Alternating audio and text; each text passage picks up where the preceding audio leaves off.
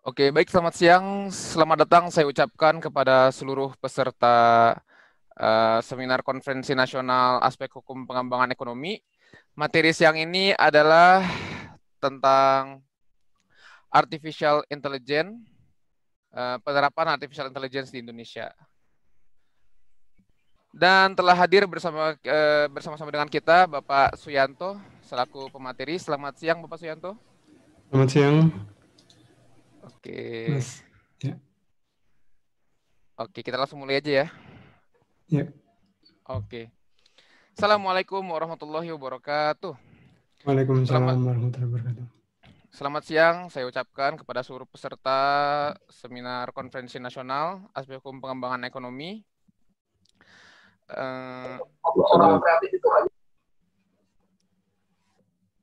Oke, bersama saya Muhammad Furkon selaku moderator yang akan memandu jalannya seminar selama 2 jam ke depan. Oke, sebelum kita lanjutkan ke acara kita, saya ingin mengingatkan kembali tentang tata tertib acara pada siang hari ini. Yang pertama, agar seluruh peserta mematikan mikrofon selama acara berlangsung.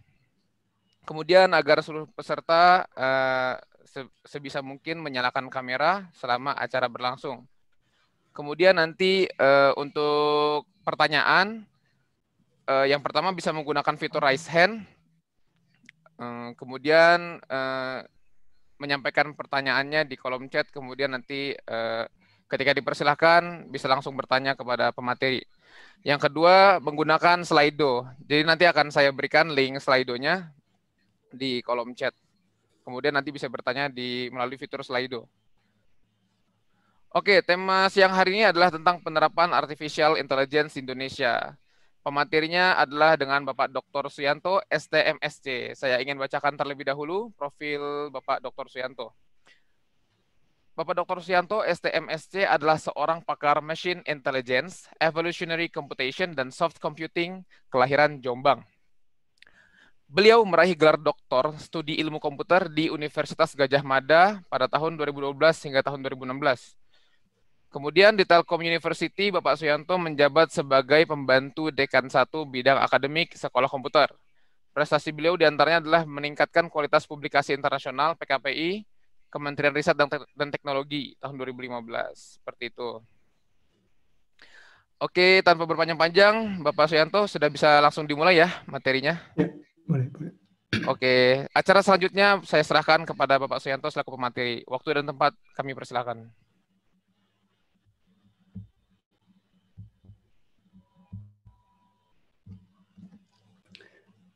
Oke, baik. Bismillahirrahmanirrahim. Assalamualaikum warahmatullahi wabarakatuh. Suara saya cukup jelas dan slide-nya sudah terlihat. Ya, sudah Pak, cukup jelas. Oke, baik. Terima kasih Mas Furkon atas waktunya.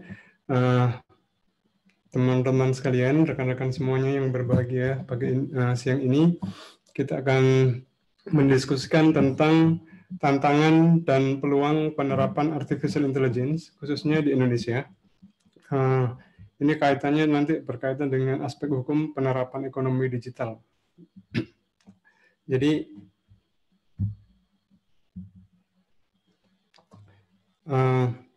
bagian penting dalam industri 4.0 itu adalah segala hal yang berkaitan dengan penggabungan antara cyber dan fisik. Jadi hari-hari terakhir ini kita sering mendengar istilah cyber physical systems, yaitu di mana berbagai macam teknologi digital itu bisa diintegrasikan secara fisik ke mesin-mesin sehingga muncul berbagai macam disrupsi, khususnya di bidang industri. Contohnya yang banyak sekali itu adalah di bidang e-commerce, seperti Amazon, Alibaba, dan banyak lagi perusahaan raksasa e-commerce yang sudah menggunakan berbagai macam sistem cyber fisik atau cyber physical systems, yaitu semacam robot yang ada di gudang. Mereka sudah memperkerjakan hingga 30 ribuan di 5 tahun yang lalu. Sekarang posisinya sudah sangat banyak, masif sekali. Kemudian di 2016 itu mereka sudah menggunakan model yang fully autonomous, jadi tidak ada manusia lagi yang diperlukan untuk mengendalikan, sehingga semacam delivery itu mereka sudah bisa menjamin 30 menit, di bawah 30 menit sejak user memesan sebuah barang sebelum 30 menit sudah sampai di depan rumah melalui drone yang dikendalikan oleh satelit dengan berbagai macam server yang mereka kendalikan, bahkan antar mesin sudah saling bekerja sama dan tidak diperlukan kendali manusia. Kalaupun diperlukan itu sangat minim jumlahnya. Nah, dari sekian banyak poin di dalam industri 4.0 itu yang penting adalah data. Data ini semacam bahan bakar dari industri 4.0. Jadi dengan data itu semua poin yang berkaitan dengan industri 4.0 akan bekerja. Jadi semacam Internet of Things itu yang bisa mengenerate data, kemudian kita bisa melakukan data analytics, kita kumpulkan ke dalam big data, kemudian dilakukan data analytics, sehingga segala subsistem di dalam industri 4.0 ini akan bisa bergerak. Dan ini adalah sebuah gelombang atau tsunami, kita bisa bilang tsunami dari sebuah teknologi yang akan mendisrupsi banyak kegiatan industri, khususnya di negara-negara maju saat ini ya. Dan tidak lama lagi, mau tidak mau kita akan menghadapi situasi semacam itu. Jadi gelombang disrupsi teknologi yang berkaitan dengan era digital itu mau tidak mau akan kita hadapi. Yang sudah berjalan beberapa tahun mungkin kita sudah mengenal transportasi ya, industri transportasi yang sudah bergerak ke bentuk digital, yang sudah menggilas berbagai macam model transportasi konvensional akan berubah semuanya. Oke, dan yang penting di sini adalah kedaulatan data. Jadi di sejumlah negara mereka sudah sejak awal mengklaim bahwa data itu harus berdaulat, harus dijaga dengan benar supaya tidak diintervensi oleh negara lain. Jadi di tahun 2019 itu di negeri kita sudah ada satu peraturan presiden nomor 39 tahun 2019 tentang satu data Indonesia. Jadi ini nanti ada kaitannya dengan bagaimana regulasi penggunaan data. Contohnya sejauh ini kan masih belum banyak hal-hal yang berkaitan dengan data, mungkin sebagian sudah ada yang diterapkan dalam undang-undang tersebut ya, atau dalam peraturan presiden tersebut. Oke. Jadi kalau kita lihat seberapa penting data di dalam industri 4.0, kalau kita lihat posisinya, data itu memang bagian paling bawah, yaitu kita bisa kelompokkan ke dalam 3 structure data yang terstruktur, yang bisa didapat dari database yang memang didesain semacam model Excel gitu, ada kolom-kolom, atribut-atribut yang jelas, semacam data-data transaksi dalam misalkan e-commerce, perbankan atau berbagai macam industri lah ya. Ini berkaitan dengan structure data, enterprise data, kemudian customer relationship management, kemudian ERP. Kemudian yang banyak, yang jumlahnya bahkan mungkin akan sangat cepat pertumbuhannya itu adalah unstructured data. Unstructured data ini adalah data-data yang ada di sosial media, di dalam video, di dalam dokumen, itu sangat banyak jumlahnya, pertumbuhannya masif sekali. Nah, tetapi di situ tantangannya adalah datanya tidak terstruktur, sehingga melakukan analitiknya akan lebih menantang di sana. Kemudian yang ketiga adalah semi-structured data, yang terkait dengan electronic data interchange dan sebagainya.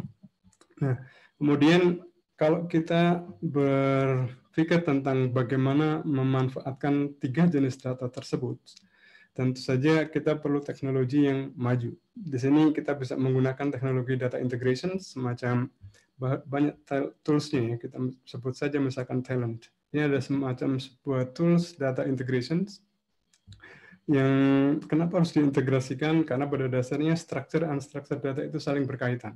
Contohnya kalau misalkan kita punya sebuah sistem CRM, bagaimana kita bisa memanage customer, mempertahankan customer supaya tidak berpindah ke operator lain atau ke perusahaan lain. Kita kadang memberikan semacam call center atau semacam penanganan gangguan dan sebagainya. Tapi umumnya banyakkan pelanggan, customer itu umumnya lebih suka mengadukan keluhannya melalui sosial media. Komplain itu lebih asik di sosial media, lebih cepat dapat respon dibanding di sistem CRM. Oke, jadi di situ ada korelasi tentu saja, ada relasi antara data struktur dengan tidak terstruktur. Kemudian selain itu yang tahap berikutnya itu adalah data management, di mana data bisa di-manage supaya bisa diakses dengan cepat, efisien, dan aman tentu saja, tidak diganggu oleh pihak lain. Itu ada banyak tools-nya, bisa pakai Cloudera, Hadoop, MongoDB, dan banyak lagi tools-tools besar yang bisa digunakan untuk melakukan data management. Nah, setelah itu, kalau datanya sudah rapi, sudah termanage dengan baik, kita bisa melakukan analytics. Jadi data analytics itu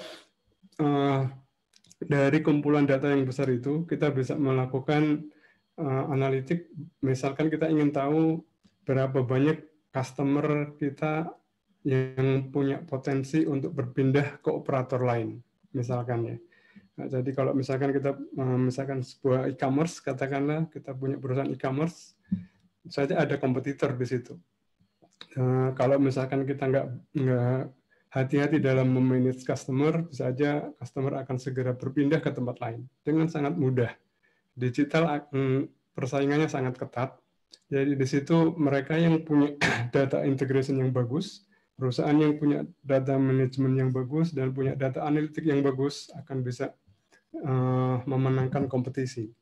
Tentu saja di situ. Jadi contohnya kalau misalkan ada sebuah perusahaan, misalkan perusahaan telco lah atau e-commerce misalkan, setiap hari mereka harus melakukan analytics dari katakanlah jam 12 malam ditutup transaksinya misalkan ya, jam 12 sampai jam 5 pagi itu sudah harus bekerja sistemnya, analitiknya sudah harus bekerja. Di situ akan diamati tingkah laku dari customer selama transaksi hari itu.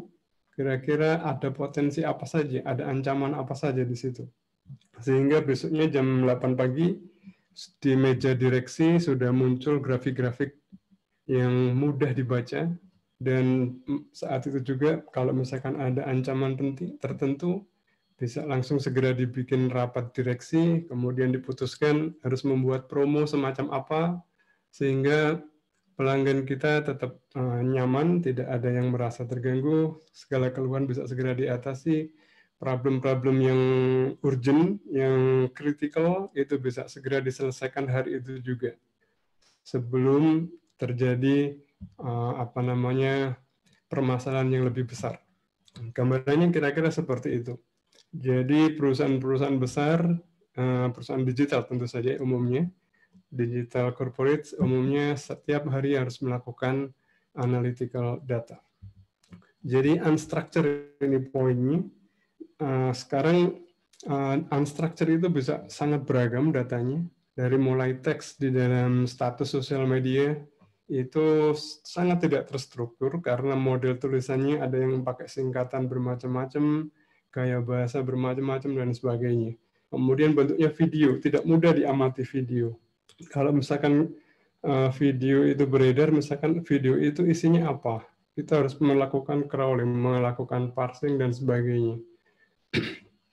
Gambarnya seperti itu. Jadi pertumbuhan data yang akan sangat penting di situ adalah unstructured data. Bagaimana kita bisa melakukan mining, penambangan atau analitik yang kuat di sana. Oke.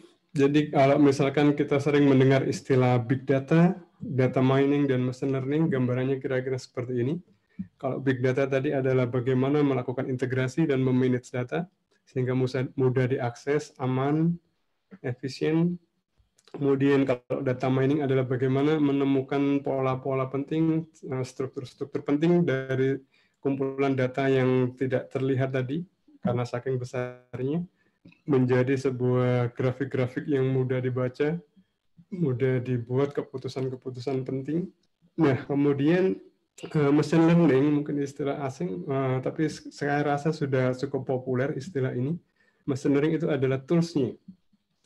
Tools untuk melakukan data mining. Jadi kalau kita gambarkan, misalkan tadi dari kumpulan data itu kita bisa memilah pelanggan yang setia dan pelanggan yang akan berpindah ke operator lain, biasanya disebut churn. Churn itu perpindahan pelanggan dari satu operator ke operator lain ya. Itu seperti kita memisahkan emas dari lumpurnya. Jadi kalau kita bayangkan kita membutuhkan sebuah tools berupa tempayan untuk menggoyang-goyangkan air dan lumpur di situ sehingga bisa terpisah lumpur dan biji-biji emasnya di situ. Nah, mirip seperti itu. Jadi mesin learning di sini tugasnya adalah atau fungsinya adalah memisahkan data atau melakukan penambangan data sebenarnya. Poinnya di situ adalah tools-nya. Oke, kalau kita bicara tentang AI, tadi kita sebut sudah machine learning ya. Machine learning sebenarnya bagian dari AI. Bagian dari sebuah studi yang lebih luas. Jadi kalau kita sering mendengar istilah artificial intelligence, kemudian istilah machine learning, pada dasarnya sama. Jadi machine learning itu justru adalah sub-bagian dari AI. Jadi AI itu kalau misalkan kita gambarkan ada 4 poin, 4 teknik besar di sana. Searching, ini adalah sebuah teknik untuk melakukan model pencarian semacam di Grab atau di Gojek gitu ya, untuk mencari rute perjalanan dari satu titik ke titik yang lain misalkan. Yang kira-kira bisa dihitung arrival time-nya berapa menit misalkan sampai tujuan dan sebagainya. Nah, kemudian kalau reasoning ada model penalaran yang sifatnya white box, di mana sistemnya atau modelnya reasoning ini dibangun dari kepakaran dari seseorang, misalkan dari seorang ahli. Jadi pengetahuan, misalkan seorang dokter, pengetahuan medisnya itu diadopsi, diakuisisi, evidence semacam itu diakuisisi, kemudian ditanamkan ke dalam komputer, sehingga di situ bisa terlihat jelas kenapa komputer bisa mengeluarkan output X misalkan. Itu sudah jelas ada evidence-nya yang jelas. Nah, kemudian yang ketiga adalah planning. Planning ini ditujukan untuk model timetabling, scheduling, dan sebagainya untuk melakukan perencanaan, optimasi, dan seterusnya. Ini masing-masing berbeda. Dan yang paling besar memang yang saat ini paling populer adalah machine learning. Alasannya jelas sekali di situ bahwa machine learning sangat simple, asalkan ada data, mesin akan bisa belajar secara otomatis. Jadi akan jauh lebih murah dalam membangun sistem AI-nya. Karena tidak perlu melakukan akuisisi pengetahuan dari seorang pakar. Kalau kita membangun model reasoning, kita harus membayar sangat mahal untuk pakar yang kita mau download atau akuisisi pengetahuannya. Kita butuh banyak programmer. Kalau machine learning ini bisa belajar sendiri. Untuk mesin yang tingkat lanjut lagi, tingkat advance, mesin learning bahkan bisa belajar dari nol. Dari tanpa pengetahuan sama sekali, ya bisa menemukan pengetahuan sendiri. Nah, itu yang banyak dikhawatirkan oleh berbagai macam kalangan. Berbagai kalangan itu adalah mesin learning ini. Sehingga saat ini yang lebih dikenal AI itu adalah mesin learning. Oke, kalau dilihat lebih jauh tentang bidang ini ya, jadi kalau misalkan teman-teman mungkin membutuhkan informasi tentang kita butuh orang seperti apa sih, ahli di bidang apa sih. Nah, ini secara akademik gambarnya seperti ini.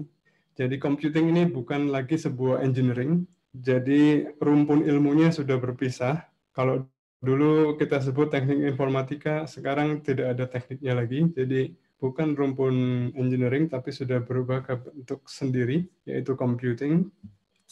Nah, kemudian kalau yang abu-abu ini sudah kita kenal, dan yang mungkin yang baru akan muncul itu adalah data science. Ini sudah mulai ada banyak program studi S1 data science di Indonesia. Kemudian artificial intelligence, AI ini sudah muncul sebenarnya. Di 2018 ini adalah program studi S1 ya, Bachelor of Science di Carnegie Mellon University di Amerika Serikat. Itu sudah menjadi sebuah program studi, di mana pelajarnya sangat fokus ke area artificial intelligence. Jadi lulusannya tentu saja punya performa yang berkaitan dengan teknologi terbaru saat ini yang memang sedang ramai dibicarakan. Nah, di dalam artificial intelligence ini ada banyak sekali sebenarnya subbidangnya. Yang populer memang di machine learning, dan berikutnya yang sedang hot issue atau sedang lagi panas sekali itu adalah deep learning. DL ini yang saat ini punya performance yang bisa melebihi kemampuan manusia untuk beberapa kasus ya. Untuk banyak kasus bahkan itu performa deep learning sudah melebihi performa manusia. Sehingga banyak perusahaan besar sudah menggunakan deep learning untuk menggantikan pekerjaan manusia. Kemudian yang berikutnya adalah evolutionary computations. Ini adalah sebuah teknik yang mungkin sudah lama, tapi di Indonesia mungkin baru populer. Itu kemudian ada yang namanya swarm intelligence. Ini performanya juga dikatakan seimbang dengan deep learning kabarnya. Kemudian nantinya bakal akan menggantikan deep learning untuk beberapa tahun ke depan. Kemudian yang sangat penting lagi itu adalah computational linguistics, di mana tadi kita sebut unstructured data yang membutuhkan pemahaman secara linguistik, terutama teman-teman yang berada di bidang hukum ya. Saya hukum punya bahasanya sendiri ya di situ ya. Kemudian berkaitan dengan speech processing, karena data di internet di masa depan itu datanya kemungkinan akan lebih banyak suara dan video dibandingkan teks maupun gambar. Karena saat ini banyak user di internet, ya, netizen ya, itu lebih banyak mengupdate statusnya menggunakan video, bukan lagi teks. Jadi tinggal bikin video, di-upload, bikin video, di-upload. Dan di 2020 ini sekitar 80% lebih itu sudah berupa video data di internet. Jadi di masa depan data berupa video itu akan sangat mendominasi tentu saja. Oke, kalau kita lihat dari sejarahnya, AI ini sudah muncul di tahun 50-an, tapi waktu itu sempat menjadi industri di tahun 80-an, tapi kemudian hilang lagi, tidak begitu populer, kemudian muncul lagi di tahun 2000-an, sejak machine learning itu populer, dan di 2010, tepatnya di 2012 itu kira-kira itu muncul deep learning yang merupakan modernisasi dari konsep-konsep lama. Tetapi yang menarik di situ, deep learning memiliki performa yang jauh lebih tinggi dibanding machine learning konvensional, yang dalam kasus waktu itu kompetisi pengenalan wajah manusia. Deep learning bisa menghasilkan akurasi di atas 96%, sementara manusia hanya 95%. Dan saat ini performanya di tahun 2020 sudah nyaris sempurna 100% performanya, dan manusia masih di 95%, sudah jauh tertinggal. Ini munculnya dipengaruhi oleh adanya graphic processing units yang sering kita pakai untuk main game. Dan itu penemunya adalah Geoffrey Hinton. Ini adalah bapak deep learning yang dikenal father of deep learning. Beliau memang orang yang mengembangkan sejak zaman machine learning dulu, memang sudah sangat lama berkecimpung di bidang AI. Nah, kalau dilihat performanya, gambarannya kalau classical machine learning dulu itu akurasinya mungkin di bawah 90%-an. Dan kalau manusia itu di 95 biasanya, sekitar itu. Kalau deep learning bisa di atas. Di 99,8, 99,99 sekian bahkan. Tergantung case-nya.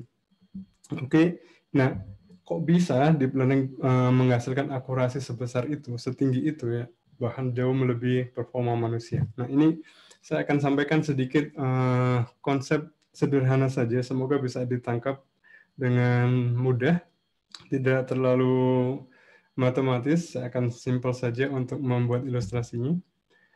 Jadi kalau misalkan machine learning itu di dunia ekonomi ya, untuk economic modeling itu machine learning sudah melebihi performa professional forecasters.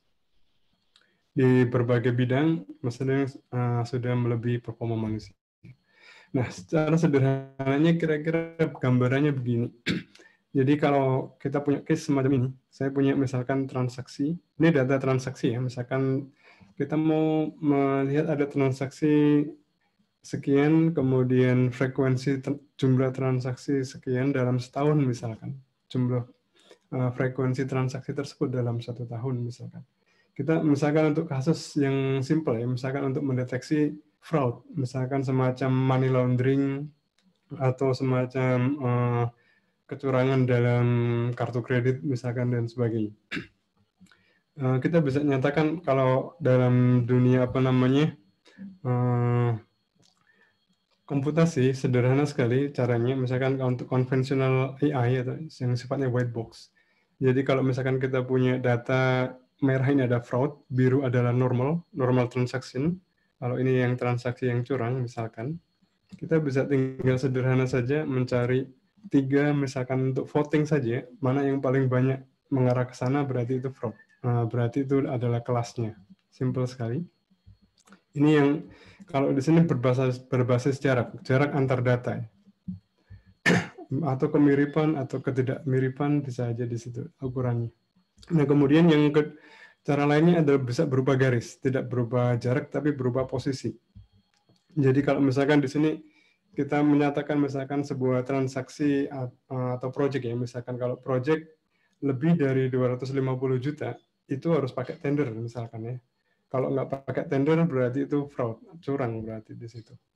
Kemudian mungkin saja walaupun transaksinya tidak 250 juta, mungkin lebih kecil sekitar 240 juta misalkan.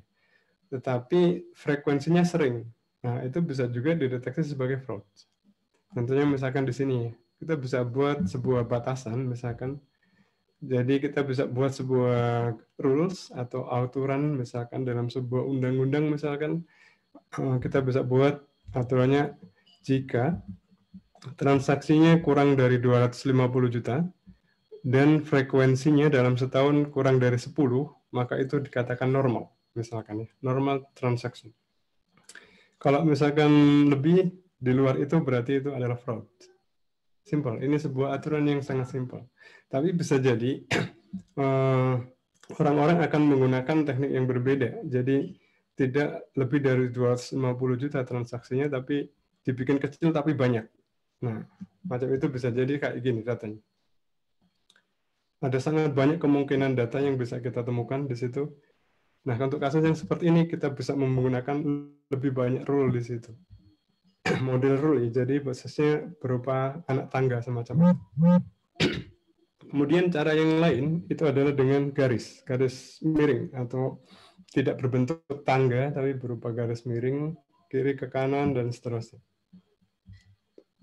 Jadi tidak dengan aturan tetapi dengan sebuah posisi. Posisinya ada di atas garis atau di bawah garis, kanan garis atau kiri garis. Cuman mencari itu. Cuma di sini adalah kita sebut sebagai black box karena tidak punya aturan di situ.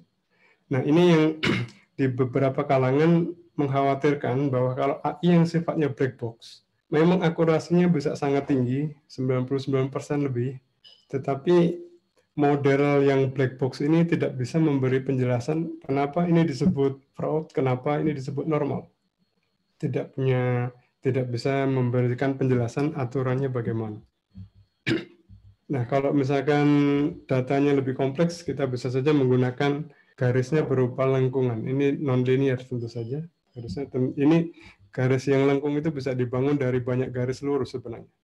Dikombinasikan akan membentuk garis lengkungan.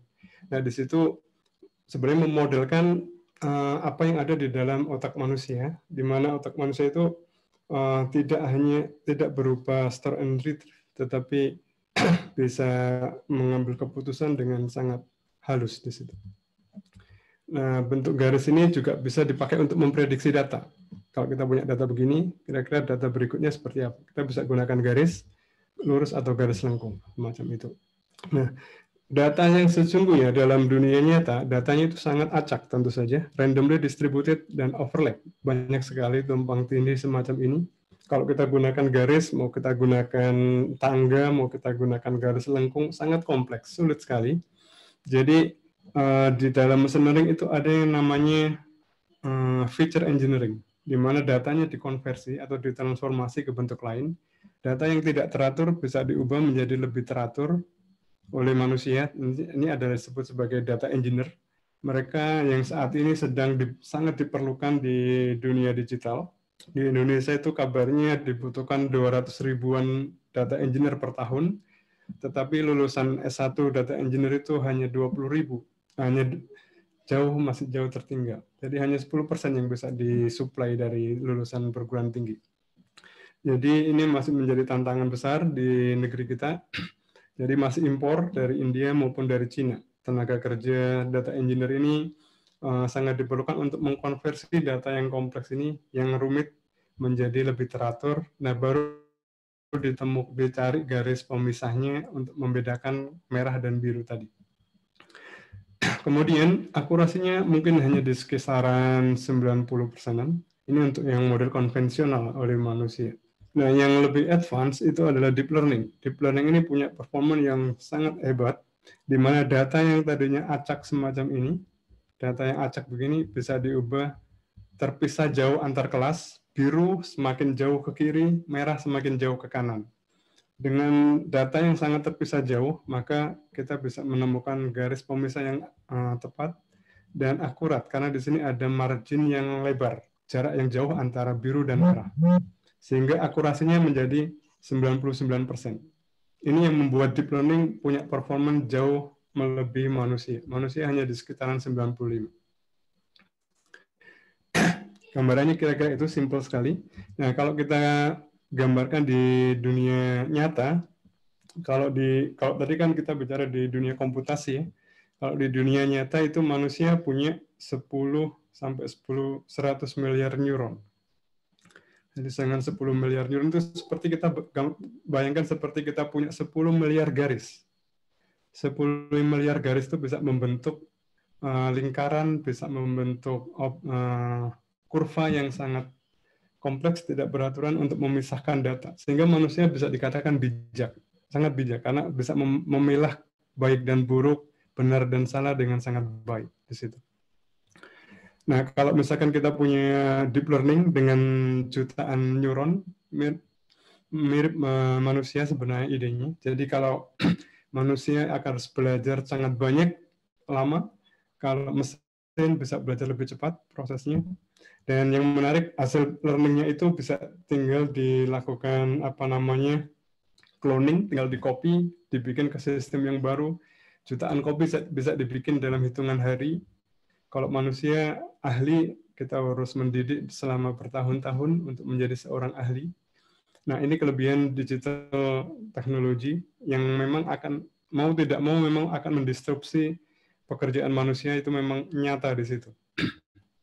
Oke, kita akan lihat secara singkat saja 4 tahapan yang saat ini sudah lama. Itu adalah unsupervised learning. Ini adalah semacam memisahkan data tadi dari yang tadinya datanya randomly distributed menjadi terpisah jauh antar kelas. Ini pakainya autoencoder namanya di dalam teknik deep learning.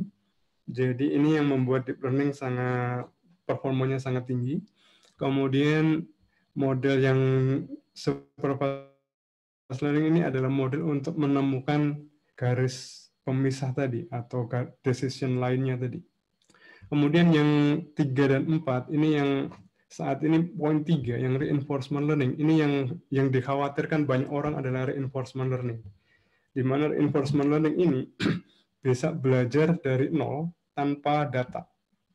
Dia bisa mencari data sendiri, mensintesis data sendiri, kemudian dipelajari, dan dia bisa pintar secara cepat. tanpa dilatih manusia. Jadi ini uncontrolled, di luar kendali manusia, model yang ini. Kemudian yang tahap keempat, ini yang paling sulit dan memang ini value-nya tinggi, itu adalah continual learning, di mana mesin bisa belajar secara kontinu, lifelong learning, artinya belajar sepanjang hayat, lifelong learning ya. Jadi dia bisa mempelajari sebuah data, hasil belajarnya dipakai untuk mempelajari data yang lain, data yang kasus-kasus yang lain, domain-domain yang lain, dan seterusnya. Seperti anak TK yang belajar menggambar, belajar membuat kerajinan tangan, kemudian SD dia belajar berhitung, membaca, menulis, SMP dia belajar lagi, dan seterusnya. Sampai meninggal, sampai ke liang lahat, manusia masih bisa belajar, dan makin pintar seterusnya. Nah, itu yang disebut continual learning atau lifelong learning. Nah, mesin sudah mulai bisa melakukan itu. Konsepnya masih awal, tapi beberapa tahun ke depan itu akan sangat impresif kemajuannya. Nah, ini gambarannya kira-kira kalau reinforcement learning, ini teknik yang sudah lama sekali. Di tahun 80-an munculnya sebenarnya ini konsepnya. Ini sebuah case yang sangat simpel, di mana ini adalah sebuah tongkat, dan di sini tongkat itu digerakkan. Ini mesinnya benar-benar nol, tanpa pengetahuan sama sekali. Kemudian mesin ini akan melakukan trial, terlihat sangat bodoh ya, belum belajar sama sekali, dia baru mencoba. Terlihat tidak ada intelijen sama sekali, hanya menggerakkan tongkat beberapa, mencoba saja sembarang. Nah, ini programnya berjalan, ini untuk mempelajari hasil dari aksi yang dilakukan, itu akan dipelajari. Ini akan terus berlangsung beberapa kali, kelihatannya lama, tapi sebenarnya ini hanya hitungan jam saja belajarnya. Kalau misalkan manusia belajar untuk menegakkan tongkat dan menjaga keseimbangan, itu bisa jadi akan membutuhkan waktu lama di sana. Ini dia hanya mencoba saja, trial saja. Hasilnya akan terus dikumpulkan, hasil trialnya. Ini konsep awal dari reinforcement learning, masih sangat awal. Kita akan coba nanti lihat perkembangannya akan sehebat apa. Nah, ini coba di trial ke 180, dia sudah bisa menegakkan tongkat itu dan menjaga keseimbangan. Yang tidak jatuh tongkatnya. Dia sudah mulai pintar di trial ke 227. Dia kan terlihat cukup mahir di sini. Bahkan ketika dilakukan diberi gangguan, itu si mesin akan bisa terus menjaga keseimbangannya. Ini model simpel, di mana mesin sama sekali tidak diberi pengetahuan. Nah, ini diberi gangguan, dia masih bisa bertahan, tidak jatuh tongkatnya. Dia cukup mahir, kira-kira semacam itu gambarannya. Nah, untuk kasus yang lebih sulit, kalau tadi hanya satu sendi ya, satu poros. Kalau ini kan sebenarnya punya banyak sendi. Seperti kita melihat anak kecil yang sedang belajar berjalan, di usia mungkin 10 bulan usianya. Ini untuk kasus yang sangat simpel, dengan hanya beberapa sendi saja yang dilihat. Ini cuma untuk menggerakkan lututnya maju, diberi gaya ke depan atau ke belakang. Dia akan targetnya adalah bisa melangkah maju. Nah, ini kalau misalkan sendinya lebih banyak, ada sendi di lutut, di bagian perut, di bagian lengan, dan seterusnya. Terlihat sangat bodoh pada awalnya. Benar-benar dari nol, tidak diberikan pengetahuan sama sekali. Tapi pada akhirnya dia bisa berjalan, maju ke depan setidaknya, walaupun jatuh berkali-kali. Nah, ini sebenarnya kalau di dalam dunia bisnis atau industri, itu kita bisa menganggap kalau tadi sebuah tongkat yang diberi gaya ke kanan dan ke kiri, itu kalau misalkan kita mau menjaga keseimbangan dari nilai tukar rupiah terhadap dolar misalkan ya. Nah, kalau ini hasil akhirnya kalau misalnya sudah belajar sangat lama, beberapa kali maksudnya. Kalau mesinnya gede ya bisa lebih cepat tentu saja. Ini bisa menghasilkan gerakan yang sangat bagus. Nah, kalau di dalam dunia game, misalkan ini contohnya AlphaGo. AlphaGo ini bisa melakukan proses pembelajaran secara otomatis, otonom, secara mandiri tanpa diajari manusia sama sekali. Jadi tanpa data, dia akan mensintesis data sendiri, kemudian dipelajari sendiri. Dalam 3 hari saja, si AlphaGo ini bisa mengalahkan juara dunia. Dan setelah 21 hari belajar, dia bisa mengalahkan 3-0. Di 40 hari belajar, dia sudah tidak mungkin bisa dikalahkan karena seluruh kemungkinan kasus sudah dipelajari. Ini domainnya terbatas tentu saja. Kalau dalam game itu kan domainnya terbatas. Kalau di dalam kasus di dunia nyata, misalkan kita mau menjaga keseimbangan ekonomi suatu negara misalkan, atau menjaga cash flow dari sebuah perusahaan, itu kita bisa saja membuat sebuah model reinforcement learning yang bisa mempelajari data perusahaan dan menemukan rekomendasi untuk menjaga keseimbangan cash flow dari sebuah perusahaan. Jadi memang yang didisrupsi tidak hanya di level bawah. Kalau di Amerika atau Eropa sekarang itu yang didisrupsi itu adalah pegawai level bawah, misalkan untuk teller bank, misalkan, atau untuk analis portofolio, analis resiko di perbankan, misalkan. Itu sudah ratusan ribu orang dirumahkan, di PHK sudah banyak. Dan nanti kalau misalkan model reinforcement learning ini bisa dihasilkan, maka yang didisrupsi manajer, direksi, bahkan bisa didisrupsi.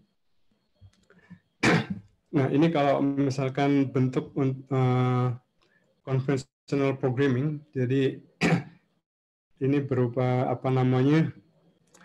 rule base, ini white box ya, jadi bentuknya itu ada input, ada aturannya, kemudian komputer bisa membuat keputusan yang bisa diberikan penjelasan. Tapi kalau model yang machine learning, itu bentuknya memang benar-benar black box.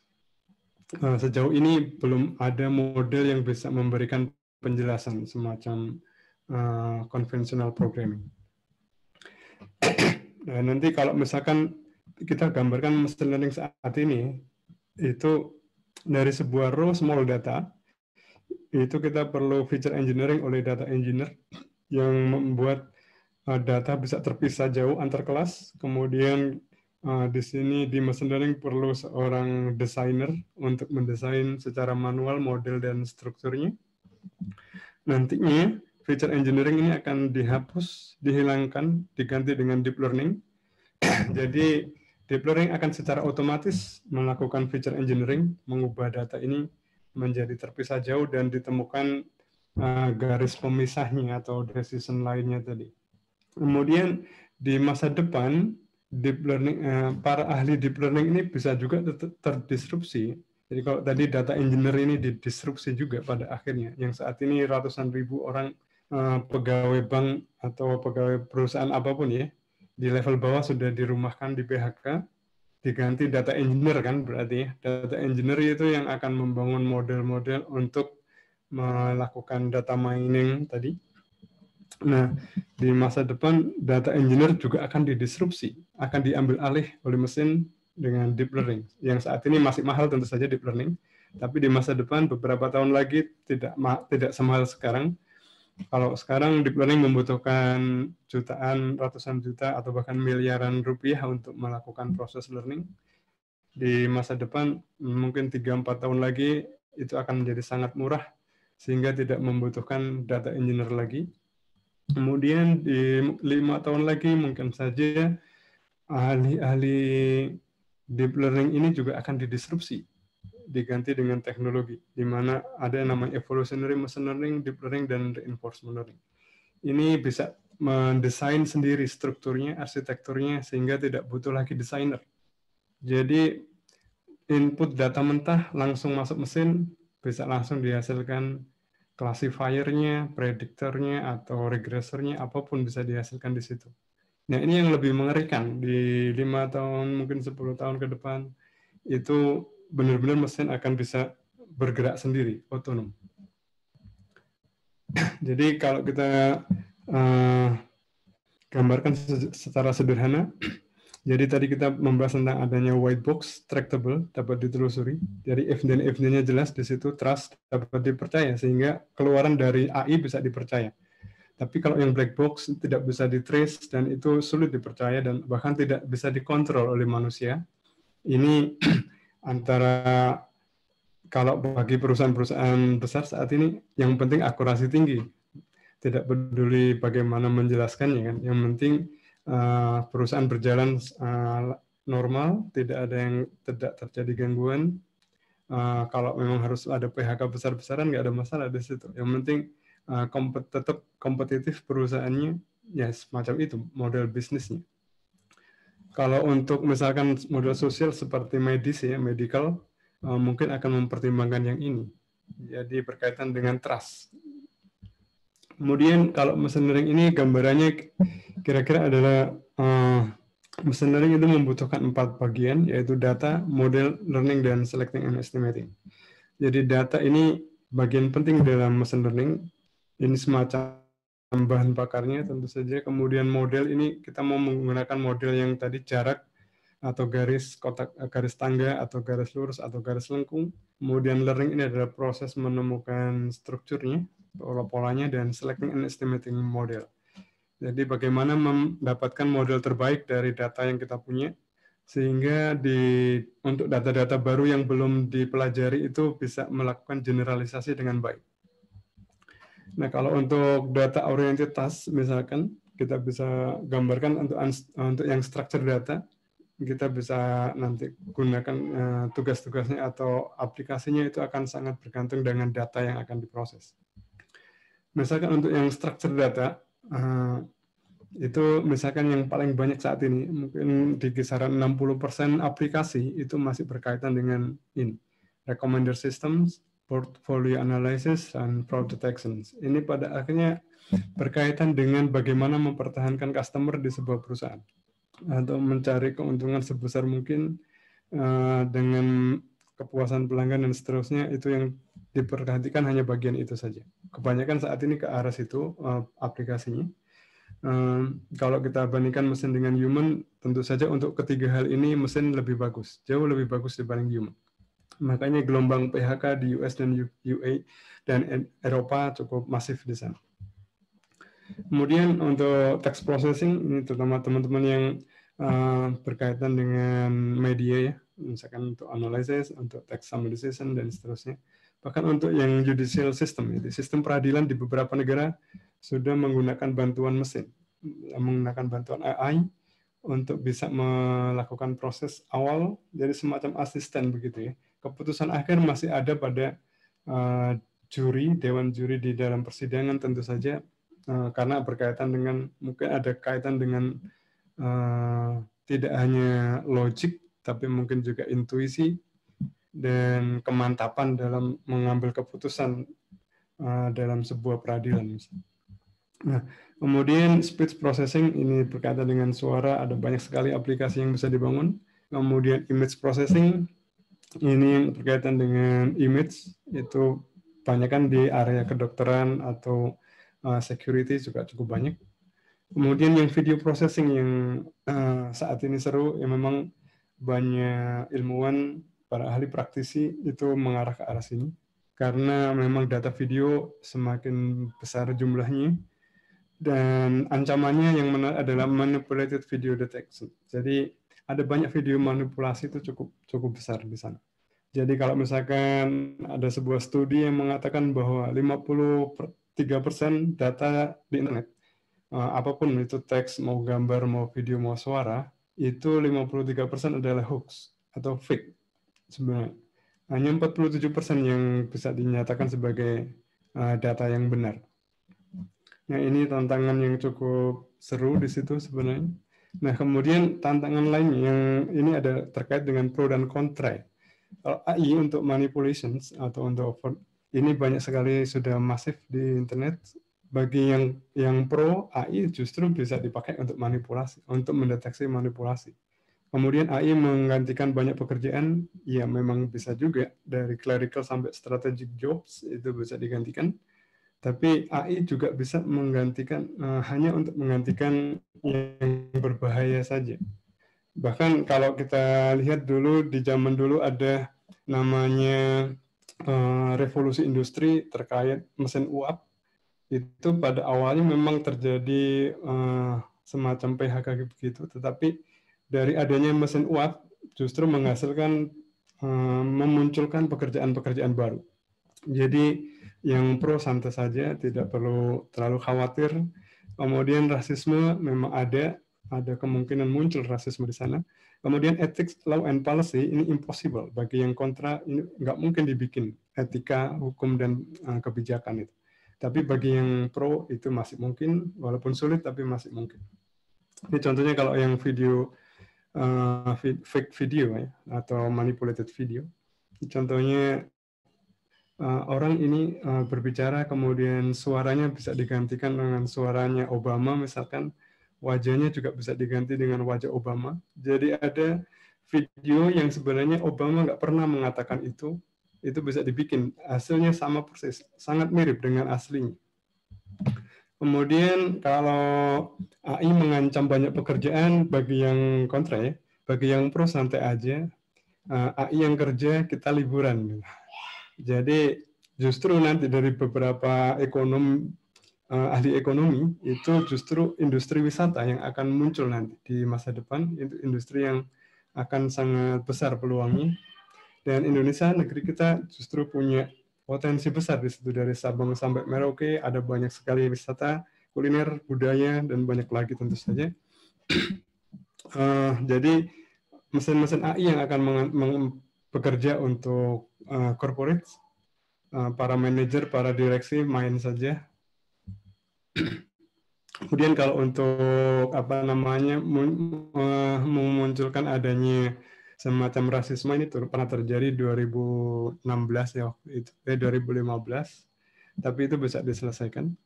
Kemudian etika, hukum dan kebijakan, memang untuk beberapa kasus di mana ada terjadinya false positif, di mana data yang harusnya tidak tapi dikenali iya, kemudian false negatif yang seharusnya iya tapi dikenali tidak.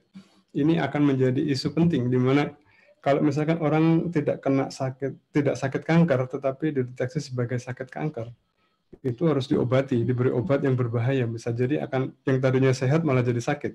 Tapi kalau misalkan sebaliknya, orang yang sakit kanker tapi dibilang tidak sakit, tidak diberi obat apa-apa, besoknya meninggal. Nah, itu juga lebih ekstrim problemnya. Jadi untuk yang walaupun errornya kecil tapi bisa fatal semacam itu, makanya beberapa aplikasi yang terkait dengan berkaitan dengan akibat fatal itu sebagian pihak tidak memungkinkan untuk menggunakan model itu, mesin learning. Kemudian Maaf Bapak Suyanto, control. Ya. mohon maaf saya potong. Ini kita sampai jam 3 tepat, kemudian nanti akan ada sesi tanya jawab seperti itu, Pak. Oke, baik. Sedikit lagi, mungkin 5 slide lagi. Oke, baik.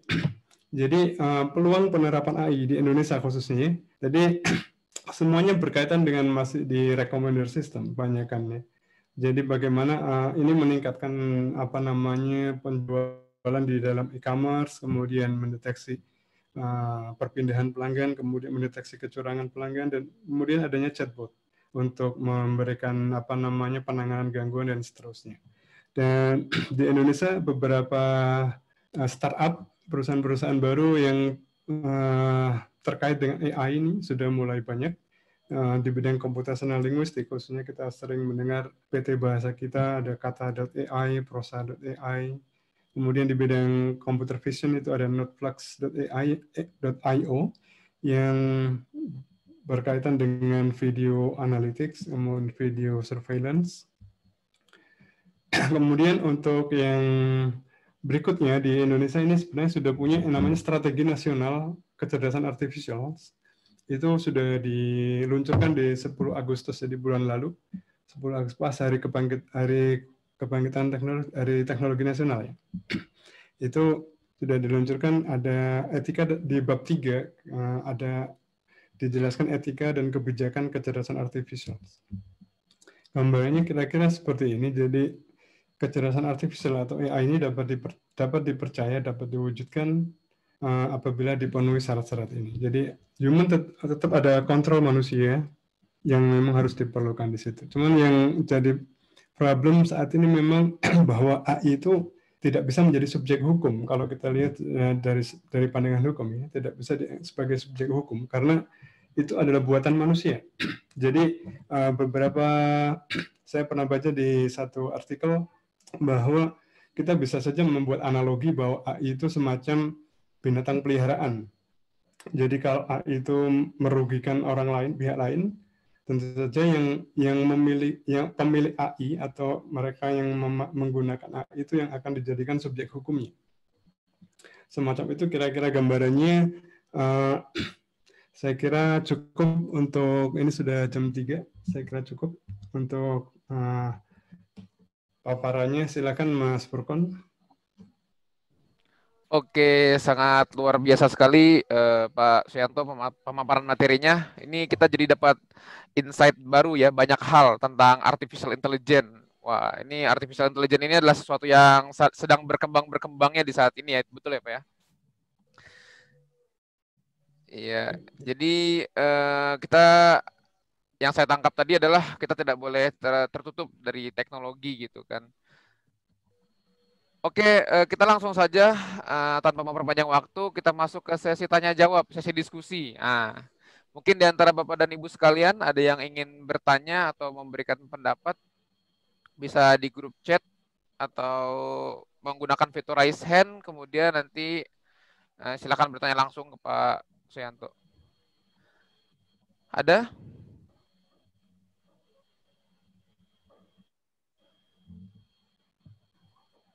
Oke, ada yang ingin bertanya di antara peserta?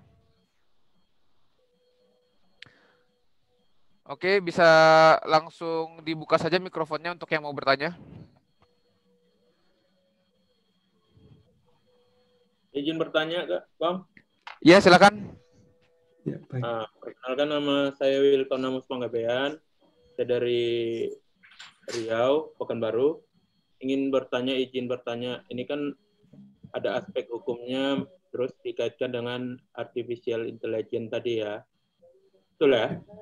Ya, betul. Izin bertanya, Pak Suyanto, dimungkinkankah menahan laju artificial intelligence ini dengan aturan-aturan hukumnya gitu? Maksudnya untuk menahan over apa ya istilahnya, sehingga artificial intelligence ini tidak terlalu lewat batas gitu. Apakah dimungkinkan dengan produk hukum itu? Oke, baik. Ya, terima kasih. Ya, langsung dijawab. Ya Pak, boleh langsung dijawab. Baik, ya baik. Terima kasih, pertanyaannya sangat menarik. Jadi sejauh ini ada banyak kendala memang untuk membangun aspek regulasi atau hukum yang jelas terkait dengan penggunaannya, karena AI itu sendiri tidak cukup mudah dilihat penggunaannya. Contohnya yang kalau misalkan kita punya sebuah case ya sederhana saja, misalkan kita sering belanja di e-commerce lah, online ya, belanja online di e-commerce lah, sebuah perusahaan e-commerce. Katakanlah kita sudah memilih barang X misalkan, tapi kemudian kita tidak jadi membeli, kira-kira apa yang terjadi yang sering kita dapat? Tentu saja terkadang tiba-tiba muncul di timeline sosial media kita, tiba-tiba muncul iklan-iklan terkait barang tersebut. Artinya apa? Artinya data-data pribadi atau privasi data itu tidak terlalu banyak, belum dijamin sebenarnya di negeri kita, belum dijamin. Jadi kalau memang untuk membuat sebuah policy yang kuat atau aspek hukum yang kuat memang membutuhkan kesepakatan dari seluruh pihak yang terlibat di situ, baik dari perusahaannya, dari pemerintahannya, dan banyak lagi pihak memang yang harus berembuk di situ untuk membuat hukum yang tidak merugikan pihak manapun ya. Jadi ada kompromi untuk seluruh pihak tentu saja, bagi user, bagi siapapun di situ ya. Nah ini kalau sejauh ini masih belum ada kebijakan yang pasti, bahkan di seluruh dunia belum ada secara legal dan strict diratifikasi dan diberlakukan ya. Tetapi kalau berkaitan dengan data, sebenarnya kuncinya ada di data. Jadi kalau segala hal yang berkaitan dengan data itu diatur, maka AI akan bisa terhambat secara otomatis. Jadi ada banyak model di AI yang menggunakan data sebagai bahan bakarnya. Tanpa data tidak pernah ada AI sebenarnya di situ. Kalau untuk model-model yang awal tadi ya. Nah, cuman yang jadi agak menyulitkan itu adalah model yang tadi, reinforcement learning tadi, di mana model itu bisa belajar dengan melakukan sintesis data. Data bisa disintesis kemudian dipelajari. Nah, itu yang nggak bisa dikontrol lagi. Jadi walaupun aturan hukum sudah dibuat segala hal dengan privasi data ya, itu tetap saja ada celah di mana teknologi AI itu masih sangat mungkin untuk bisa digunakan di sana. Contoh awalnya dulu di 2016 bagi teman-teman yang mengikuti perkembangan pemilihan presiden di Amerika Serikat di 2016 ya, waktu itu di mana terjadi semacam penyalahgunaan di sana, yaitu 50 juta akun Facebook warga Amerika diambil oleh Cambridge Analytica. Itu adalah semacam konsultan politiknya Donald Trump waktu itu. Nah, kemudian dari situ data-data privasi pengguna atau usernya Facebook itu 50 juta orang itu cukup besar. Jadi 50 juta yang tadinya pro kontra, yang kontra Donald Trump, yang tidak mendukung Donald Trump saat itu diberikan semacam berita-berita, semacam iklan, bisa jadi itu fake news, hoax news, dan seterusnya. Bertahap ada ribuan iklan setiap hari diberikan kepada user, kemudian mereka akan berbicara dengan kelompoknya. Jadi yang tadinya kontra, itu secara perlahan-lahan akan bisa berubah dalam 2 bulan. Mereka yang kontra pada Donald Trump bisa berubah menjadi pro, menjadi pendukung beratnya. Mereka yang tadinya pro menjadi semakin pro di sana. Dan itu saat itu tidak terdeteksi penggunaannya. Jadi pada akhirnya yang bisa dijadikan hukum adalah penyalahgunaan data, di mana yang dihukum adalah Facebook. Waktu itu di tahun 2019, Facebook dikenai denda $5 miliar atau sekitar 70 triliun rupiah. Itu Facebook harus membayar ke pengadilan federal di Amerika waktu itu. Gambarnya seperti, jadi poinnya masih di level data. Jadi data saja yang dilindungi di sana. Makanya di beberapa negara muncul tadi ada namanya kedaulatan data, itu yang penting, di mana data tidak boleh diambil alih oleh pihak manapun, harus dilindungi dengan security yang bagus. Jadi kesalahan Facebook itu adalah karena teknologi security-nya dianggap lemah. Tidak peduli apakah itu Cambridge Analytica mencuri atau ada transaksi besar antara Facebook dengan Cambridge Analytica, tidak ketahuan di situ. Yang penting Facebook dijatuhi hukuman denda itu karena dia dianggap lalai, tidak melindungi datanya secara secure di sana. Gambarnya seperti itu. Kalau secara teknologi sulit dideteksi, sulit dibendung. Jadi kebijakan saat ini masih berada di level penggunaan data. Kalau di Indonesia juga ada ya, kalau misalkan ada pihak-pihak yang misalkan menggunakan data, misalkan mengupload video, dan itu kan ada undang-undang semacam ITE ya. Semacam itu paling cuman sebatas itu saat ini yang masih memungkinkan untuk diterapkan ya. Saya kira seperti itu, Mas. Oke, bagaimana Mas Wilton, sudah jelas tadi jawabannya?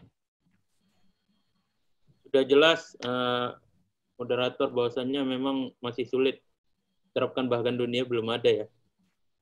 Ya, belum. Iya, kurang lebih seperti itu. Kasih.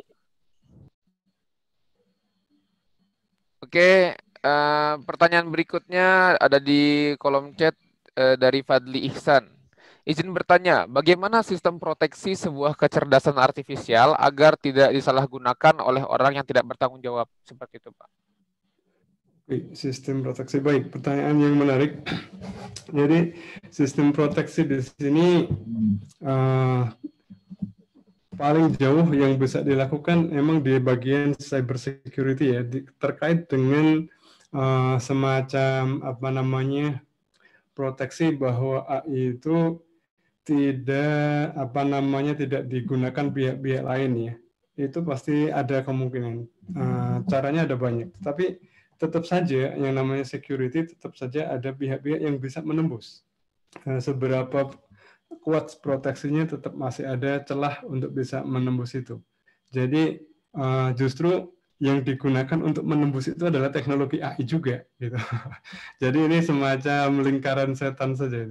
Jadi teknologi AI sudah cukup canggih di sana, tapi kemudian ketika diproteksi ada teknik AI yang bisa digunakan untuk membuka proteksi itu. Sama tadi dengan ketika kita membangun semacam fake news ya.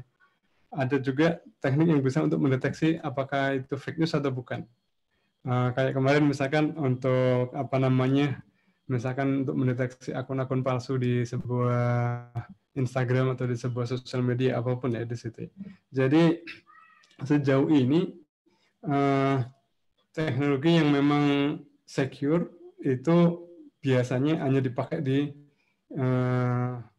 lembaga-lembaga intelijen ya. Kalau di Indonesia itu BIN lah ya. Kalau di Amerika CIA atau FBI lah yang pakai. Nah itu untuk teknologi yang sekuritasnya tinggi itu masih dipegang pihak-pihak yang memang bekerja di bidang intelijensi ya. Nah, tetapi untuk yang sudah tidak secure sebenarnya itu dilepas baik itu untuk industri perbankan atau apapun ya. Itu sebenarnya teknologinya sudah tidak secure. Tetapi tentu saja ada regulasi di mana untuk bisa mendeteksi bahwa teknologi ini dibobol siapa, itu ada namanya semacam apa forensik ya. Untuk mendeteksinya, ini kerjaannya siapa, itu tetap masih ada kemungkinan, masih bisa ditelusuri sih. Walaupun ditembusnya nggak bisa dihindari, tetap bisa ditembus, tetapi yang bisa dijadikan hukum di situ adalah model misalnya forensik yang untuk siapa sih yang dalangnya, siapa pelakunya, paling cuma itu ke sana yang bisa dilakukan itu. Kalau teknologi proteksinya sejauh ini tidak mungkin ditemukan di situ. Pasti masih ada celah untuk ditembus. Oke. Demikian. Oke, sudah jelas ya jawabannya tadi kepada Mas Fadli Ihsan.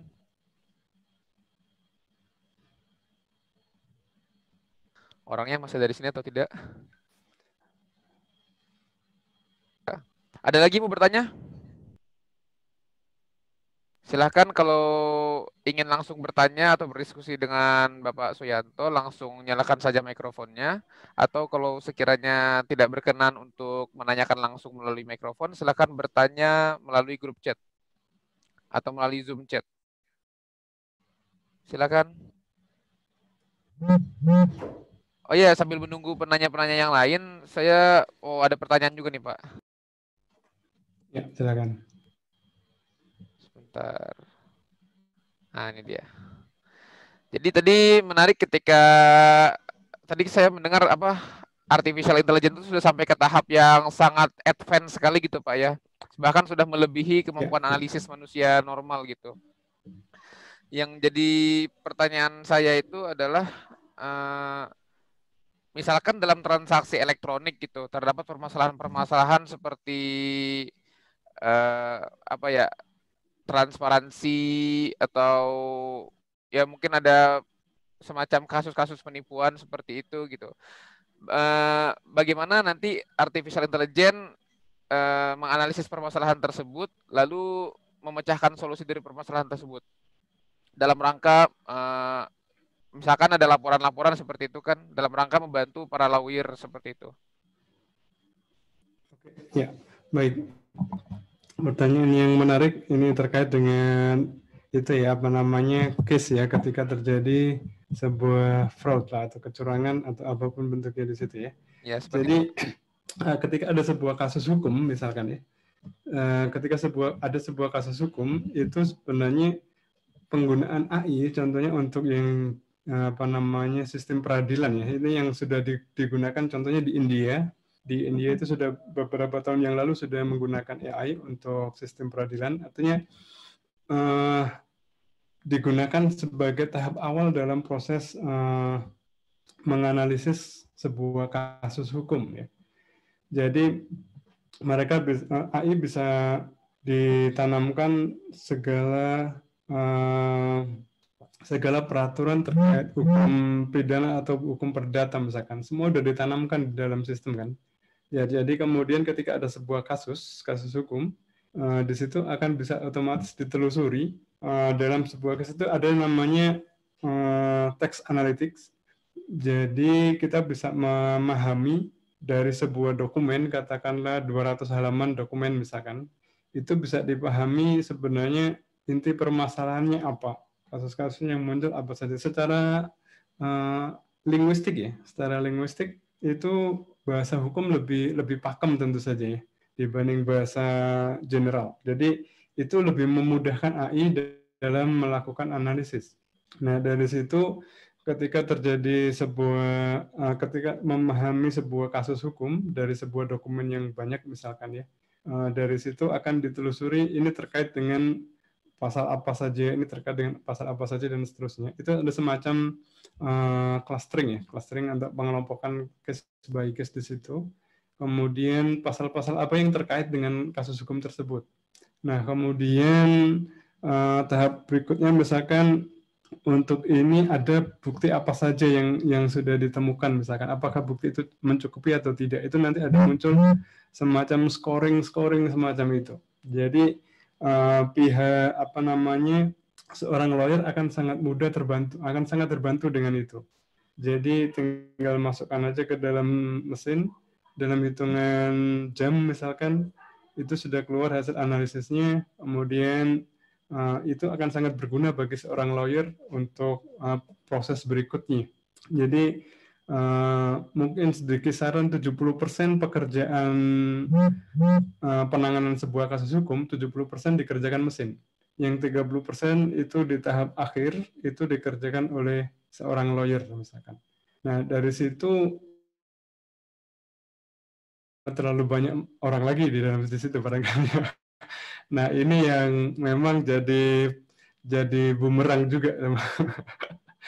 Nah, gambarannya kira-kira itu di India sudah diterapkan. Itu ada di satu berita. Tadi saya sudah sampaikan di sini, kalau salah ada di. Bisa dicek di slide ini. Ini legal access examiner, legalexaminers.com di situ sudah banyak tools yang AI based untuk judicial system di sana. Yang menguntungkan memang itu dari bahasa hukum itu lebih jelas aturannya. Jadi tidak banyak ambiguitas dibandingkan kalau bahasa pasaran gitu ya, kata bahasa orang ngobrol itu kan cenderung bebas di sana. Oke, jadi AI sudah dipercaya untuk melaksanakan pekerjaan itu. Walaupun tadi tahap akhirnya tetap seorang hakim, seorang lawyer tetap harus membuat keputusan yang sesuai kemantapannya ya, tentu saja. Saya kira demikian Mas Furkon, silakan. Oh iya, masih perkara yang tadi nih. Saya tertarik untuk menanyakan. Jadi kan artificial intelligence itu kan dia apa ya, menghasilkan logika-logika yang apa dia susun berdasarkan analisis-analisis matematika gitu kan. Apa Ya, bedanya betul. logika artificial intelligence dalam menyelesaikan permasalahan hukum dengan logika seorang lawyer atau seorang hakim seperti itu? Oke, baik. Pertanyaan yang menarik. Jadi ada dua approach di dalam AI. Tadi saya sebut sebagai classical AI atau conventional AI, di mana itu segala hal yang terkait dengan aturan hukum itu diadopsi secara langsung dari seorang pakar hukum. Jadi artinya seluruh pengetahuan seorang ahli hukum itu di-download saja, seperti di-download saja. Jadi itu artinya mesin akan sama dengan manusia, logikanya atau proses berpikirnya. Nah, itu kalau di dalam apa namanya membuat sebuah undang-undang itu kan ada semacam kodifikasi ya, tentu saja ya di situ ya. Dari situ kan sudah jelas sebenarnya itu segala pengetahuan itu akan bisa dengan mudah ditanamkan saja ke mesinnya. Nah, itu yang pertama itu artinya keputusan mesin itu akan cenderung sama atau minimal mirip dengan manusia yang ahli yang memang diakuisisi pengetahuannya. Nah, kemudian teknik yang kedua, modern AI. Nah, modern AI ini yang disebut black box tadi. Black box itu artinya tidak bisa memberikan penjelasan sesuai logika manusia. Nah ini yang saat ini akurasinya biasanya tinggi, 99% sekian, akurasinya tinggi sekali, tetapi tidak punya logika, tidak bisa memberikan penjelasan secara logis di situ. Jadi kenapa si kasus hukum si A ini dikatakan si A yang bersalah misalkan, itu tidak bisa memberikan penjelasan. Nah, kalau yang itu saat ini belum bisa dipakai untuk terkait dengan hukum ya. Lebih banyak itu benar-benar akuisisi dari pengetahuan pakar hukum diakuisisi secara langsung. Artinya masih terkontrol oleh manusia. Oleh pakar hukumnya masih terkontrol. Itu AI yang klasik. Itu masih banyak masih lebih disukai tentu saja untuk yang berkaitan dengan hukum maupun medis, itu tentu saja yang bisa memberikan penjelasan ya. Nah, tetapi untuk yang modern AI yang terkadang ada banyak perusahaan-perusahaan digital semacam transportasi online ataupun e-commerce itu kadang nggak membutuhkan, mereka sangat easy going saja, tidak membutuhkan penjelasan. Yang penting akurasinya tinggi, kemudian bisa digunakan untuk memanage customer dan bisa berkompetisi dengan pesaingnya. Nah, itu tidak terlalu memikirkan apa namanya penjelasan dari si AI-nya. Nah, dua paradigma itu yang akan sangat berbeda. Itu akan kedua pendekatan itu akan digunakan untuk kasus-kasus yang tentu saja yang sesuai dengan karakteristiknya ya. Seperti itu Mas Furkon gambarannya. Oke, ini sambil menunggu kalau misalkan ada yang masih ingin bertanya, silakan langsung raise hand saja atau langsung saja nyalakan mikrofon kemudian bertanya. Pertanyaan dari saya lagi nih Pak. Jadi artificial. Oh, siapa yang mau bertanya? Oh, silahkan dulu kalau mau di itu. Oh, aku dulu ya, sebentar ya. Jadi artificial intelligence ini kan berkembang. Tadi kan kata Pak Soeyanto kan apa namanya, apabila sebuah artificial intelligence melakukan deep learning, maka dia akan bisa mengembangkan suatu pengetahuan secara apa ya, secara kontinu gitu kan. Ya, betul. Ya, akankah di masa depan nanti, beberapa tahun ke depan gitu, ada pekerjaan-pekerjaan di bidang hukum yang akan menggantikan posisi manusia oleh artificial intelligence, atau keduanya ini berjalan berdampingan seperti itu, Pak? Oke, baik.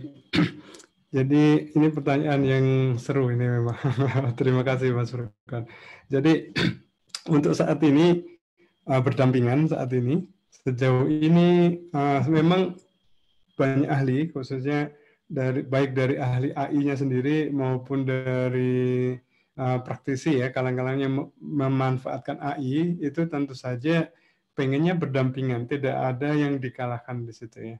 Untuk bagian-bagian yang sifatnya rutinitas dan memang dijamin akurasinya sempurna, misalkan itu cenderung benar-benar di-replace, tidak berdampingan tapi digantikan ya. Jadi bukan berdampingan tapi beneran digantikan, itu sudah ada memang untuk beberapa case ya. Tapi untuk yang berkaitan dengan hukum tentu saja ini menyangkut keselamatan, keadilan dan seterusnya ya. Itu masih sangat sensitif bagi manusia. Tentu saja sejauh ini belum ada wacana bahkan keinginan untuk menggantikan lawyer ataupun hakim. Itu saya rasa sejauh ini belum pernah ada kes-kes semacam itu. Jadi sifatnya baru berupa asistensi, jadi semacam bantuan saja. Kemudian ada batasannya juga, di mana tadi di beberapa kalangan menyebutkan 70% ya. Jadi 70% pekerjaan yang berkaitan dengan aspek hukum itu memang bisa dikerjakan oleh mesin. Tapi yang 30% sisanya yang berkaitan dengan final decision dalam sebuah kasus hukum tentu saja masih tidak bisa dialihkan sejauh ini. Walaupun secara teknologi itu mungkin beberapa tahun ke depan itu sangat mungkin terjadi di mana AI bisa menghasilkan sebuah produk hukum bahkan. Misalkan sederhananya begini, kita punya sekian ribu undang-undang misalkan di sebuah negara. Bisa jadi undang-undang itu ada yang overlap bisa jadi. Atau dari ribuan undang-undang itu masih ada permasalahan yang belum diatur, belum ada undang-undangnya. Jadi masih ada celah, masih ada overlapping. Nah itu justru bisa ditemukan dengan penggunaan AI itu, bisa dilakukan crawling, penelusuran dari sekian ribu undang-undang mana saja yang sebenarnya itu overlap. Misalkan undang-undang di pusat dengan undang-undang di daerah, itu apakah ada overlappingnya misalkan, apakah ada kontradiktif barangkali malah. Kemudian dari situ bisa ditelusuri juga apakah dari sekian ribu undang-undang ini masih ada celah bagi yang dimanfaatkan oleh orang-orang yang pengen berbuat jahat, itu masih ada kemungkinan celah atau tidak. Nah itu justru bisa dimanfaatkan untuk proses penyempurnaan. Jadi AI bisa menjadi kawan di situ. Bayangannya seperti itu Mas sejauh ini. Tadi yang ada di bayangan saya justru pekerjaan yang tergantikan oleh artificial intelligence itu bukan pekerjaan lawyer atau legal team atau semacamnya, tapi justru pekerjaan-pekerjaan yang berhubungan dengan legal drafting. Rutinitas. Gitu. Ya betul, yang rutinitas yang sifat. Ya. Iya, dalam tanda kutip anggota dewan seperti itu digantikan oleh artificial intelligence gitu kan. Ini dalam tanda kutip ya. Iya. Iya. Iya. Oke, silakan yang mau bertanya lagi. Tadi Kak Aswini mau bertanya kayaknya. Kak Aswini, mangga. Ya, terima kasih Kak Purkon. Selamat sore Pak Suyanto. Selamat sore Mbak Ya, ini menarik banget karena dulu saya waktu kuliah juga ada dosen yang agak concern sama ini. Beliau bilang kalau nanti suatu saat kalian notaris tinggal cap sidik jari terus keluar semua dokumennya gimana kayak gitu. Iya. Kalian gimana yang mau jadi notaris? Tapi kalau sampai saat ini kan tadi dijelaskan Pak, sampai saat ini belum ada niatan untuk menggantikan lawyer atau menggantikan hakim. Terus juga tadi dijelaskan kalau di India itu sudah dibantu untuk bekerja berdampingan. Tapi kalau di Indonesia sendiri itu ada nggak sih Pak yang memang juga sudah memanfaatkan artificial intelligence di bidang hukum? Instansi atau apa? Ini belum, ya pertanyaan yang bagus. Jadi sejauh ini belum ada laporan report terkait dengan pemanfaatan itu ya. kalaupun ada itu kemungkinan akan dilakukan diam-diam saja, tidak perlu diberitakan justru. Jadi apa namanya, kalau diberitakan mulai jadi heboh bisa jadi ya. Jadi kalaupun ada, sejauh ini itu masih berbahasa Inggris barangkali, atau berbahasa yang memang bahasa yang secara linguistik sudah dipelajari oleh sistem AI. Kalau linguistik bahasa Indonesia sejauh ini termasuk low resource, artinya sumber dayanya masih rendah. Jadi data-data yang terkait linguistik bahasa Indonesia itu relatif sedikit. Jadi pengembangan, ini bidang saya sebenarnya, computational linguistik ini saya banyak riset ke arah situ. Jadi kompleksitasnya sangat tinggi. Jadi untuk bahasa Inggris yang memang sudah lama di banyak ahli di sana terkait dengan linguistik itu sudah sangat maju di sana. Jadi kalau untuk mempelajari dokumen-dokumen berbahasa Inggris itu sistem AI sudah sangat mahir. Tapi untuk yang dokumen yang berbahasa Indonesia sejauh ini belum ada. Kalau tadi saya sebutkan ada beberapa startup yang concern di linguistik bahasa Indonesia itu masih belum begitu bagus. Tools-toolsnya masih pakai tools-tools berbahasa Inggris kebanyakan. Jadi untuk mendevelop sebuah sistem besar, itu sistemnya besar sekali sebenarnya terkait dengan linguistik. Jadi itu masih cukup panjang, mungkin puluhan tahun lagi baru bisa dihasilkan suatu tools yang bisa menganalisis dokumen berbahasa Indonesia. Kalaupun ada itu masih sangat mahal, yang masih dikuasai oleh raksasa digital semacam Google ya.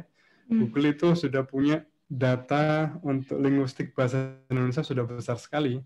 Karena kalau misalnya sekian ratus juta warga Indonesia ini sudah mengakses Google kan, tentu saja. Jadi data-data itu sudah sangat besar. Makanya karena data itu penting, maka dari sejak belasan tahun yang lalu Google dan banyak raksasa digital corporate ya, itu sudah memberikan external space, tempat penyimpanan kayak Google Drive gitu kan, itu besar sekali tuh. Itu kemudian untuk search engine dan sebagainya, kemudian sosial media juga nggak ada yang bayar kan, semuanya gratis. Nah sebenarnya mereka memanfaatkan data, mau tidak mau data itu nggak begitu sudah terkumpul, siapa yang bisa ngontrol? Hukum mana yang bisa memberikan punishment bahwa data itu disalahgunakan? Tidak ada yang tahu. Misalkan Google bisa aja kita mau pergi, Google udah tahu kita mau kemana biasanya. Kemudian kita makanan kesukaan kita apa aja itu dia udah tahu Google itu. Jadi seluruh kegiatan sudah terpantau sebenarnya. Nah dari situ datanya itu besar sekali. Jadi bahasa-bahasa yang biasa digunakan sehari-hari di sosial media, kemudian apakah temperamen kita seperti apa dan seterusnya, itu mereka akan amati terus. Itu sudah sejak lama kan. Nah dari situ Google sudah mengembangkan sebenarnya linguistik untuk bahasa Indonesia itu sistemnya sudah sangat maju. Bahkan kalau untuk tekstus semacam pengenalan suara berbahasa Indonesia ya, itu sudah ada Google API di mana akurasinya sudah sangat tinggi. Jadi kalau misalkan kita punya video saja, kita upload video, Google udah tahu di dalam video itu kita ngomong apa saja udah tahu di Google. Kemudian YouTube dan sebagainya, itu mereka sudah punya sistemnya. Bahkan untuk bahasa Jawa, Google sudah mengembangkan sejak 2016. Waktu itu saya lagi kuliah S3 di UGM, itu ketemu orang-orangnya Google itu sedang mengembangkan linguistik berbahasa Jawa, karena Jawa punya populasi puluhan juta di sana ya, pengguna bahasa Jawa itu cukup besar, sehingga mereka juga mengembangkan linguistik ke arah sana. Jadi itu untuk mempelajari berbagai hal, masuk dari budaya, antropologi dan sebagainya, itu segala hal yang terkait dengan suatu komunitas tertentu, suatu masyarakat tertentu sudah terpantau semua sebenarnya. Jadi kalau mau dikembangkan ke arah hukum misalkan ya, linguistik itu untuk menganalisis dokumen hukum berbahasa Indonesia, kemudian bukti-bukti yang berbahasa Jawa sekalipun bukti-buktinya, misalkan kalau ada surat atau email berbahasa Jawa dan seterusnya, atau WA atau sosial media berbahasa Jawa, kemudian singkatannya apa saja, kode-kode, coding, ada juga encoding words ya. Jadi kata-kata yang dikodekan. Misalkan kayak zaman dulu ada kasus apel Malang dan apel USA gitu ya. Itu kan sebenarnya untuk memberikan transfer uang ke orang lokal dan orang asing gitu kan. Nah, itu kan sebuah kode tuh. Bukti-bukti komunikasi yang sifatnya coded words gitu, encoded words. Nah, itu juga bisa dibuat model linguistiknya di sana. Luas sekali ceritanya di situ terkait dengan linguistik. Saya bisa cerita banyak karena itu bidang riset saya sejak lama. Oke, silakan. Makanya tadi saya sebut linguistik, computational linguistik dan speech processing itu adalah area penting di masa depan karena berkaitan dengan itu. Google sudah punya duluan memang. Mereka sudah punya duluan. Makanya tadi saya sebutkan di sini ya.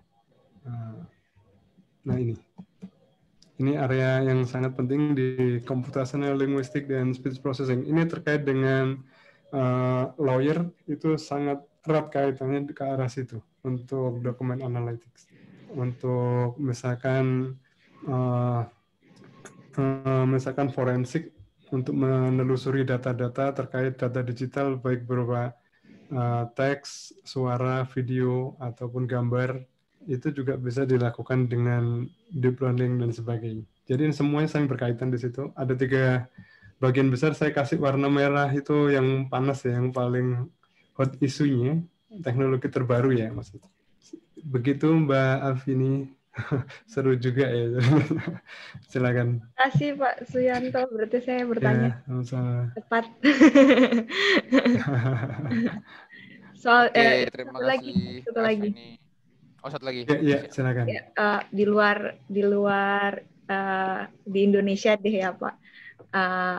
Berarti masih sangat mungkin seorang robot itu di luar Indonesia ya Pak, menggantikan seorang hakim atau apa, berkaitan dengan, meskipun dikait-kaitkan dengan kemantapan dan lain-lain ya Pak, karena tadi yang sudah Bapak jelaskan juga kan, dia kemudian bisa belajar sendiri, dia bisa mengerti juga.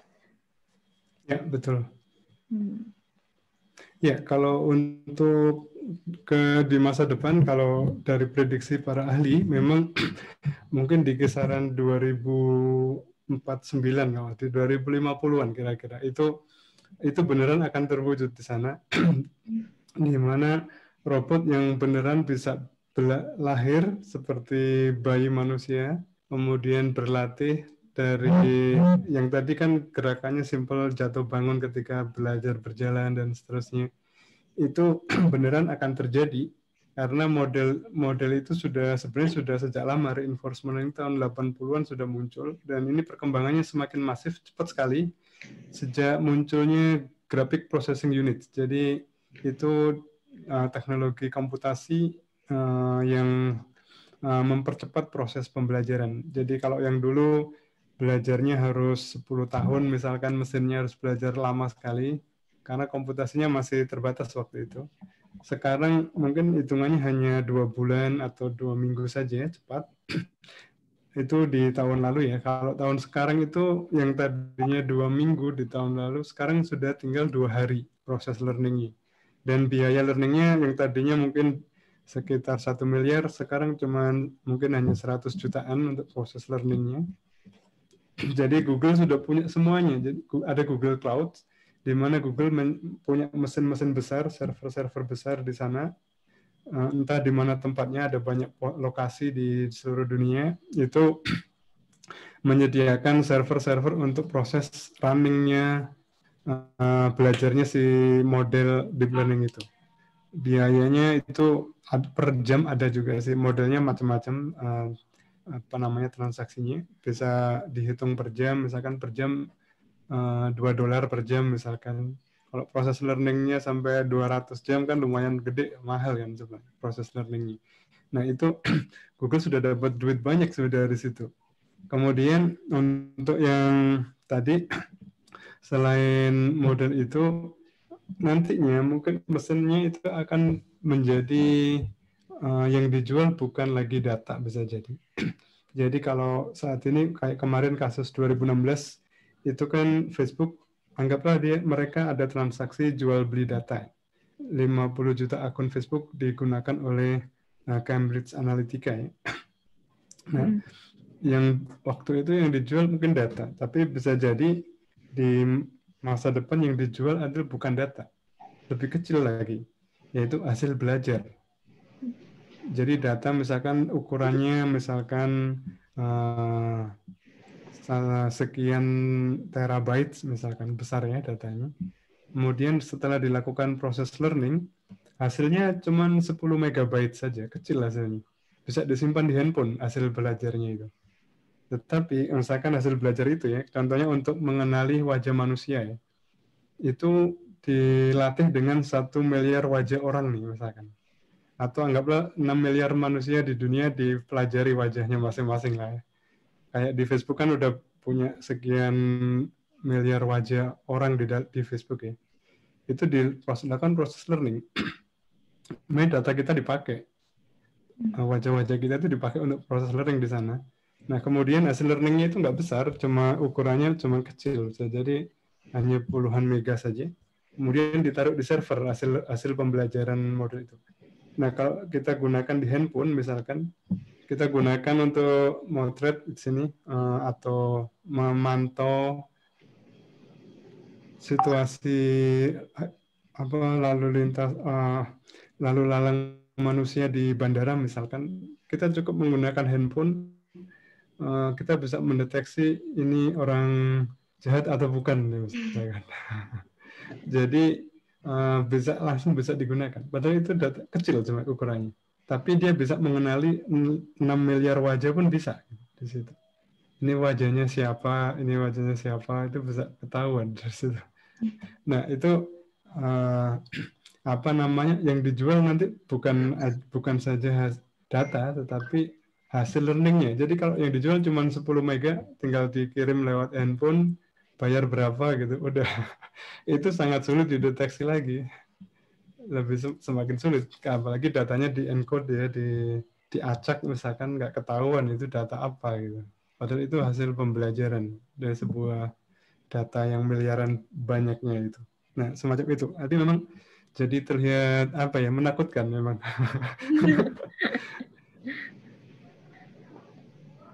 Bisa beneran terjadi nantinya itu robot akan bisa lebih bagus performanya.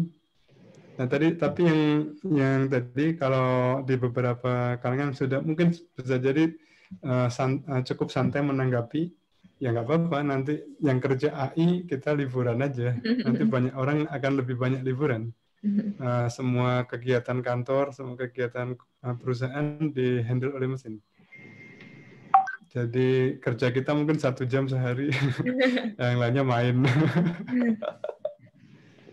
Oke. Iya Gitu. Pak, terima kasih Pak. Itu juga Pak yang agak mengkhawatirkan nanti mungkin ada memberikan pembelajaran peri kerobotan gitu. Untuk membedakan baik buruk. Baik, terima kasih Pak Suyanto. Ya, oke. Silakan. Oke, terima kasih Kak Asvini, terima kasih juga Bapak Suyanto atas pemaparannya. Ini secara umum bisa saya simpulkan, artificial intelligence ini sejatinya mempermudah seluruh pekerjaan manusia ya, bukan menggantikan begitu ya Pak? Ya, betul. Oke, pemaparan yang sangat luar biasa sekali oleh Bapak Suyanto. Kita banyak belajar juga tentang teknologi dan perkembangan yang kita dapatkan di sini berguna nantinya di masa depan. Mungkin dari Bapak Suyanto ingin menyampaikan closing statement sebelum kita tutup acara kita pada sore hari ini. Silakan, Pak. Oke, terima kasih. Yang berkecimpung di bidang hukum, ini bagian sangat penting bagi kita untuk bergotong royong ya, istilahnya bergotong royong untuk berkolaborasi untuk membangun sebuah tadi ya ada etika, hukum dan regulasi. Ini sebenarnya cukup mendesak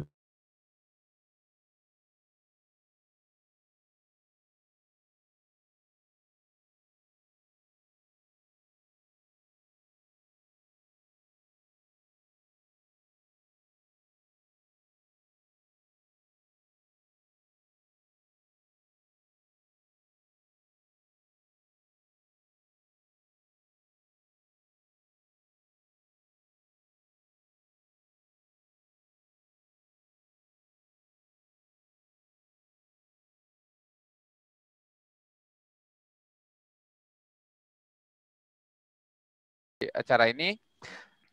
Saya ucapkan sekali lagi terima kasih Bapak Suyanto yang telah memaparkan materi, dan juga terima kasih kepada Bapak Ibu sekalian yang sudah hadir di acara pada hari ini. Saya rasa sudah sangat jelas ya closing statement yang disampaikan oleh Bapak Suyanto. Oke, saya selaku moderator pada siang hari ini mengucapkan terima kasih banyak yang sebesar-besarnya atas partisipasi Bapak dan Ibu sekalian. Saya juga mohon maaf apabila selama saya menjadi moderator terdapat salah-salah kata atau salah pengucapan. Saya mewakili panitia yang bertugas, mohon pamit undur diri. Terima kasih banyak. Assalamualaikum warahmatullahi wabarakatuh. Sampai jumpa di seminar berikutnya.